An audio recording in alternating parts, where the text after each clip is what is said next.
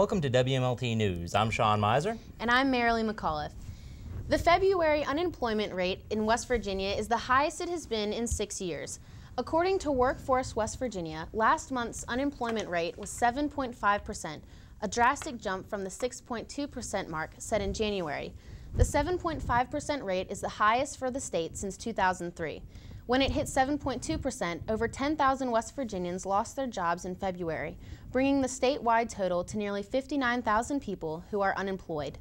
The drop in unemployment has left many turning to federal and state-aided unemployment benefits. The jump in unemployment has led to a spike in benefits that stresses the funding of organizations such as Workforce West Virginia. West Virginia lawmakers are working on legislation to make West Virginia healthier while also boosting state revenue. If passed, Senate Bill 419 and House Bill 2745 would require fast food restaurants with more than 15 outlets nationwide to post the caloric content of its menu items, encouraging state residents to eat a more healthful diet and in turn cut the cost of treating chronic illnesses such as obesity, hypertension, and high cholesterol. The State House of Representatives and the Senate also have a bill proposed to raise the tax on cigarettes from 55 cents a pack to the national average of $1.20 per pack. 56% of smokers surveyed about the bill agreed with the legislation. In addition to the two bills, the idea of the Go Help Office was drafted to be a medical home to encourage West Virginians to take personal responsibility for their own health.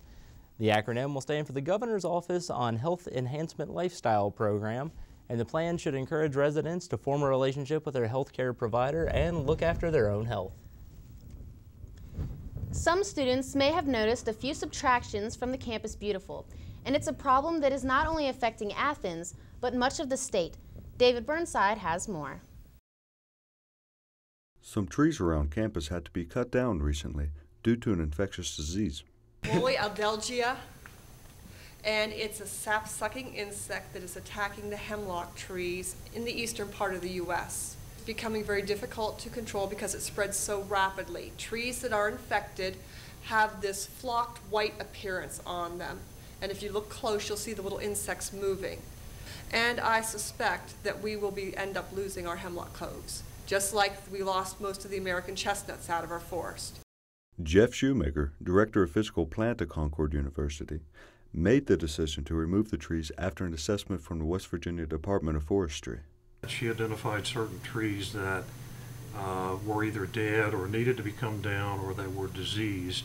Actually remove the dead trees or the dying trees. They will regrind the stumps out. Also from a safety standpoint, we removed a lot of the dead limbs, etc., to prevent them from falling on pedestrians, people walking by and in that area. Immediately tried to come back and replant the trees to replace those that have been removed. We have plans to start a small nursery where we will take trees 1 foot to 2 feet in height as they come to us and plant these in a nursery setting to where they will, as they grow, be available for future use and replanting on the campus. David Burnside, WMLT News, Athens, West Virginia. The time has come to join the fight against cancer. Concord University began painting the campus purple to gain students' interest in participating in the Relay for Life. This year's event is being held on the Campus Beautiful on April 25th from 10 in the morning until 10 in the evening. The American Cancer Society uses the event to raise awareness and fund the drive to end cancer.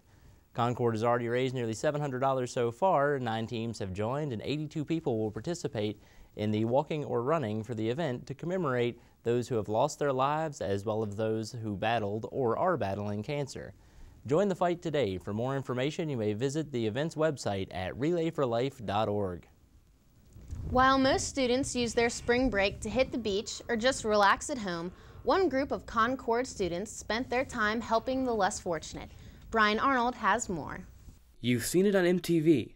Spring break has become known for wild parties and beachside vices. But instead of fun in the sun, Concord's Bonner Scholars partnered with AmeriCorps for a special cause. Over spring break, we took 33 students and then 2 AmeriCorps Vistas to work at several different agencies within Nashville, Tennessee, working with the homeless community down there. Concord students got down and dirty working at several different Nashville homeless shelters. We just traveled around Nashville going to different shelters, helping them like clean out their basements or sort clothes or food or something like that. The project's ultimate goal is awareness. The objective here is just make sure people become more aware of this issue because in West Virginia, chronic homelessness has become a persistent problem, and we want to make sure everyone here feels like they have something they can do to help. During the trip, students blogged about their experiences. They even uploaded videos to YouTube. And now that the trip is over, the student volunteers say the experience really opened their eyes. It was really surprising how these people are just like living with a backpack full of clothes and like just moving place to place every night and not really having anything stable to rely on. Students who missed out on the Bonner Scholars Nashville trip still have the opportunity to volunteer and even experience homelessness for themselves. On Tuesday, March 17th, CU Serve and the Student Activities Committee held Faces of Homelessness, featuring several speakers who used to live on the streets. And in April, students are invited to take the Student Homeless Challenge. And that's actually going to be probably the most intensive experience that we provided for students with the issue of homelessness. They're going to go to Washington, D.C. and actually live on the streets as a homeless person for 48 hours. They'll just experience what it's like to have to go dumpster diving, to have to beg for money, to have to sleep on the streets, to have to, find a place to go to the bathroom. All those different challenges that people face day to day. For more information on AmeriCorps and their mission, visit their website, www.americorps.gov. For WMLT in Athens, I'm Brian Arnold. Coming up after the break, we'll give you the scoop on a new workout craze that has really caught on here on Concord's campus. And take a look at one of the biggest blockbuster movies in recent history.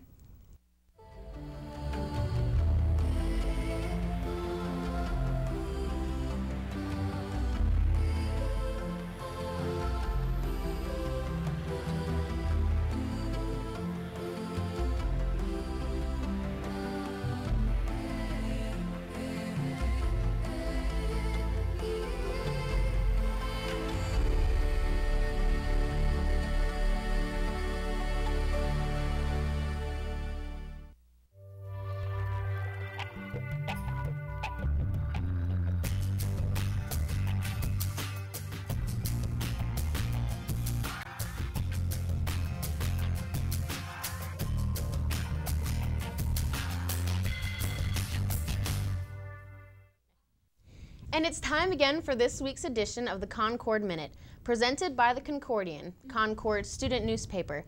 Rachel Lucas will run down a few of the top stories from this issue. Rachel? Thanks, Marilee. Student Center Director Marshall Campbell is working on creating a student service council at Concord. This council will be made up of roughly 70 student organizations on campus and would serve as a coordinated community service forum. The goal is for organizations to make individual service projects a combined effort. Students believe that this would make communication easier between groups on campus. The Student Government Association recently appointed former business manager Ashley Hicks to the SGA Vice President position. Hicks replaced intern Matt Belcher and was selected after several interviews from executive board peers. The decision was based on her past experience in SGA as well as campus involvement.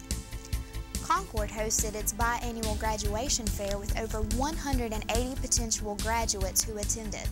An attraction to the fair this year was a $1,500 loan forgiveness prize. This year's winner was Sarah Smith from Beckley, West Virginia. Congratulations. That'll do it for this edition of the Concord Minute. Back to you at the desk. Zumba is a workout craze that has swept the world. It's a fuse of Latin dance with easy-to-follow moves and cardio that's performed in over 35 countries. The workout originated in the early 1990s in Colombia and has taken hold of the Concord campus. Angie Coons has more. The Concord community has been gathering every Tuesday and Thursday for the new and very popular Zumba class. Taught by fitness trainer Mary Collins, the class gave students and faculty a great workout. I've been here since the very beginning, the very first class, and this is for 6 weeks, and it's been wonderful, wonderful. I have done all kinds of exercises, step aerobics, running, walking. I've never sweat like I sweat at Zumba. It's actually my first experience, and it's a good one. Thursdays are the biggest crowd we usually get, but we've reached over 100 before. The dance class ends on April 9th. It is free to anyone with a Concord ID and is guaranteed to be more fun than your usual workout. Pretty much you can freestyle a little bit if you don't know the moves like I do. So she's done it before. We've never done it before. So, you know, after you hear all the hype, you're like, you want to find out what Zumba is. And then once you're here, you love it and you just become addicted and you come back. So come on up to the ballroom and try out the Zumba dance class. Reporting from Concord, I'm Angie Coons. On St. Patrick's Day, Reflexes, the student arts magazine, had their first annual green sale. The sale lasted from early morning till the late afternoon. The money raised will benefit the magazine, which should be released near the end of April. We have hair bows and makeup. It's more geared towards girl things, except we also have hairspray too that's you can wash out. It's for Reflexes, which is Concord's art and literary magazine. It's where students can publish their own artwork, and like it could be not just studio type stuff, but also literature and that kind of stuff. Anything that's pretty much creative that we can print is going to be in this magazine, and it's all student based. In this week's edition of Ticket or Leave It, Josh Kerbway will take a look at a few recently released films. Hit it, Josh. Thanks, Sean, and welcome to the Back to Classes edition of Ticket or Leave It. This past week was full of box office smashes, the biggest one being Zack Snyder's adaptation of the critically acclaimed Alan Moore graphic novel Watchmen. Full of a star-studded cast, Zack Snyder takes the pages of this book and makes them jump out at you, making Watchmen one of the truest adaptations of a comic book ever. Full of beautiful scenery and well-choreographed fights, Watchmen will win first-time viewers and comic book fans again and again. With a directing style all his own and an all-star cast, Snyder takes this book and turns it into real life. So I say ticket. Also coming out this past week was David Wayne's Role Models on DVD, bringing together Sean William Scott and Paul Rudd as friends sentenced to do 150 hours of community service mentoring kids. It brings comical one-liners and hilarious antics, leaving you laughing till your sides hurt.